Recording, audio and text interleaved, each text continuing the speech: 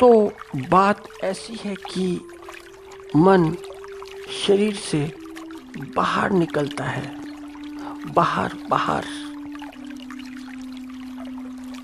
तो शरीर की, जैसा कि शास्त्रों में है, सब कहते हैं कि शरीर की 5 इंद्रियां हैं, उनसे मन बाहर निकलता है, बाहर जाता है, बहिर्गत होता है। तो उसे बाहर जाने का तो पता है, मगर उनसे वापस भी लौटा जा सकता है। और क्योंकि वापस लौटना उसे आता नहीं है, उसे जाना तो आता है मगर लौटना नहीं।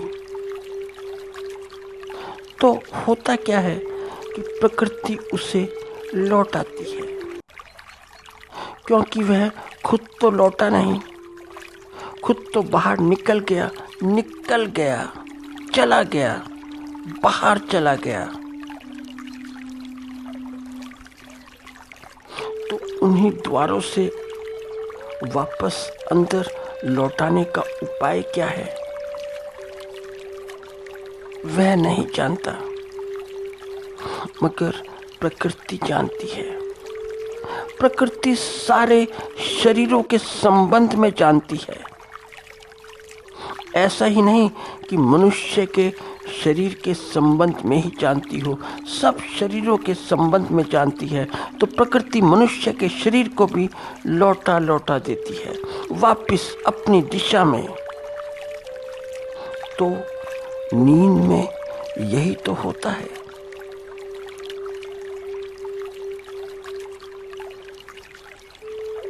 मन लौट आया अपनी तरफ, अपनी दिशा में बैठ गया, स्थिर हो गया।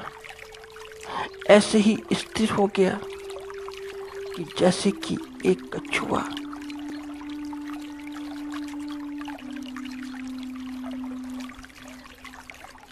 पांचों की पांचों इंद्रियां भीतर सिमट गईं मन के साथ। और कहाँ सिमटी, कहाँ गईं? भीतर।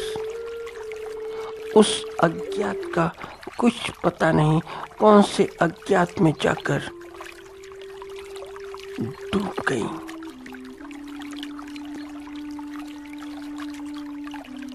तो शांति छा गई, स्थिरता आ गई। तो नींद में ऐसा नहीं होता। नींद में ऐसा नहीं है कि शरीर नहीं है, शरीर है।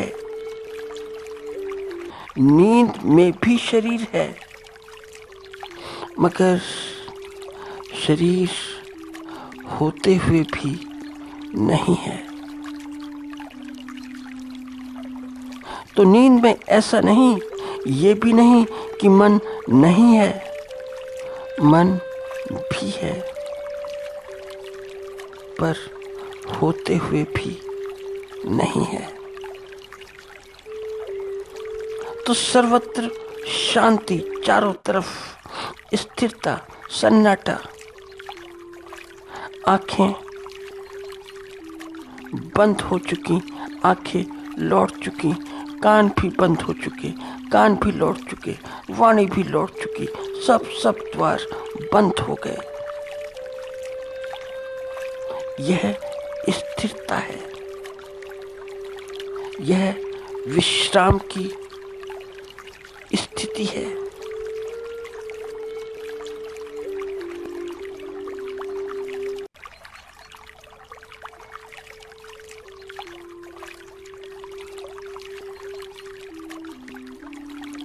तो ऐसा होना बड़ा मुश्किल है कि आदमी की नींद स्वस्थ हो, ठीक स्वस्थ, और आदमी अवसाद में हो, डिप्रेशन में हो। तो हिंदुओं का जगत को दिया दान दिया हुआ दान बड़ा अद्भुत है और बड़ा विस्मयकारी है, और वह दान है स्थिरता का। उस स्थिरता का कि जहाँ शरीर, इंद्रियां, मन सब ऐसे स्थिर हो जाते हैं कि होते हुए भी नहीं होते हैं।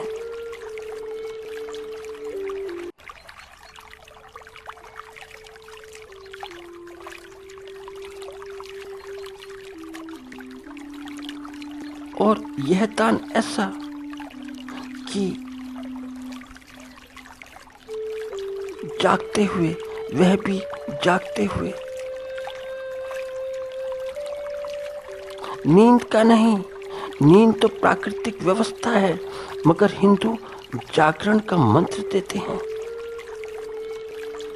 तो ऐसे समझो कि जैसे रात भर भरपूर नींद के पश्चात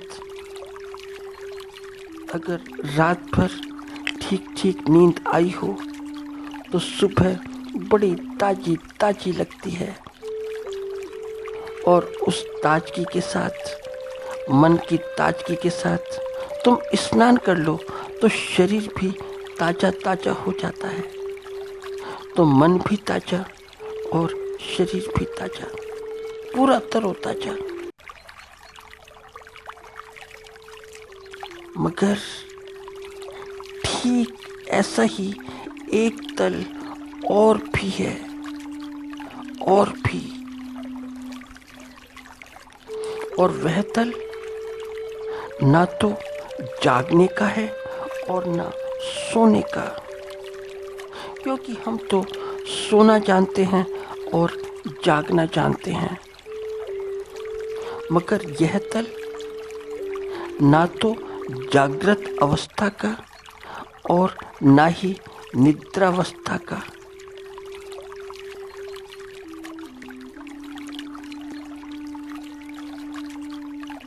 और यह तल ऐसा है कि इसमें जागना भी है और सोना भी है, दोनों हैं। तो दोनों का मिलन है, दोनों का संयोग है। तो इसमें जागृति ऐसी है कि ऐसी जागृति जागने में भी नहीं होती। जब तुम जागे होते हो, जब आंखें खुली होती हैं, तो ऐसा जागरण जागने में भी नहीं मिलता। और निद्रा ऐसी, निद्रा भी ऐसी निद्रा में भी इतना विश्राम नहीं मिलता। निद्रा में भी इतना विश्राम कहाँ है? निद्रा में भी ऐसा विश्राम नहीं है जो यहाँ पर है।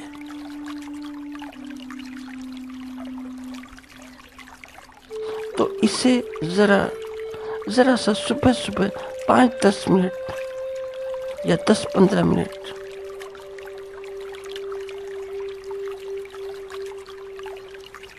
यह ऐसा है कि अपनी दिशा में लौटना है, अपनी दिशा में भीतर जाना है।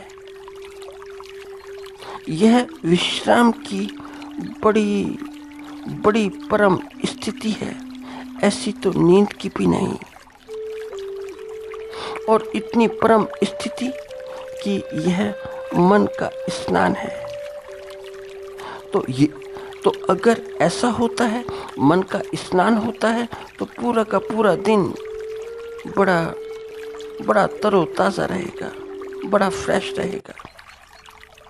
और यह तीसरी अवस्था है क्या?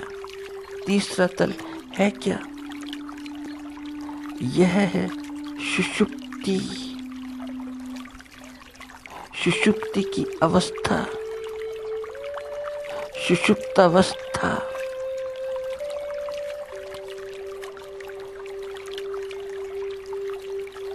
हम इस तल को नहीं जानते, हम जागना सोना जानते हैं। इस स्थल में ऐसा है कि मन जागा हुआ, मगर जागा हुआ ऐसे कि बिना इंद्रियों के।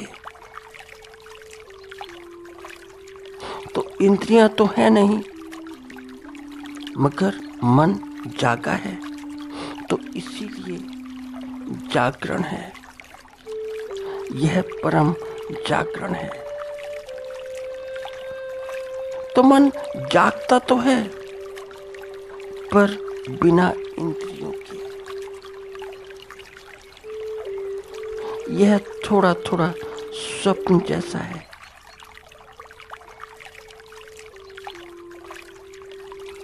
और ऐसा कभी होता ही नहीं है कि मन जागा हो और इंद्रियों से बाहर ना निकल गया हो। ऐसा कभी अपने अनुभव में देखना कि मन जागा है और इंद्रियों से बाहर ना निकला हो, आंखों से बाहर ना गया हो, जीवा से, कान से।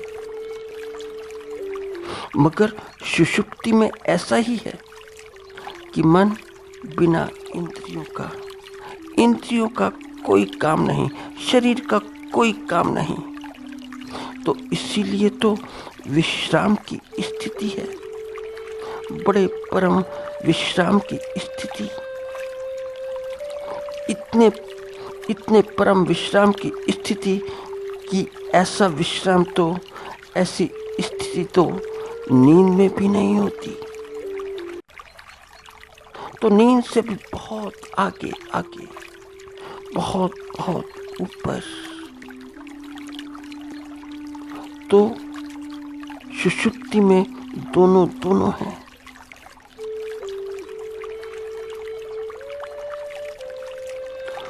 तो हिंदुओं का यह जगत को दिया महादान है, और यह कोई भी कर सकता है। कोई भी इसलिए कर सकता है क्योंकि यहाँ पर आस्था नहीं है, यहाँ पर विश्वास नहीं है। क्योंकि आस्था और विश्वास नहीं है तो सबके लिए है। तो इसमें धर्म या धार्मिक विवाद बीच में नहीं आते।